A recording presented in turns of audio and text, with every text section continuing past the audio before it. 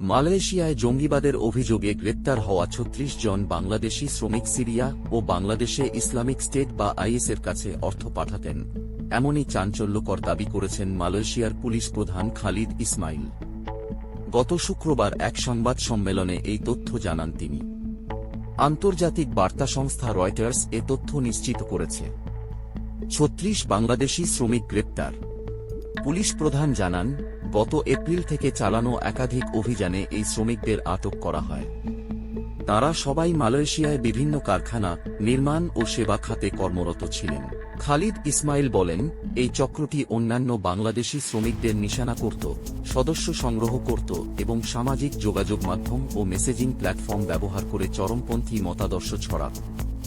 এ চক্রটি ওয়ালেট ও money transfer service ব্যবহার করে সিরিয়া ও বাংলাদেশে অর্থ পাঠাত। পুলিশের দাবি, এদের মধ্যে অনেকে সরাসরি আইএস জঙ্গি গোষ্ঠীর সঙ্গে সম্পৃক্ত। ধারণা করা হচ্ছে, পুরো চক্রে ১০০ থেকে ১৫০ জন সদস্য থাকতে পারে। যাদের সংশ্লিষ্টতা কম, তাদের দেশে ফেরত পাঠানো হবে। আর যারা গভীরভাবে জড়িত, তাদের বিরুদ্ধে কড়া আইনি ব্যবস্থা নেওয়া হবে।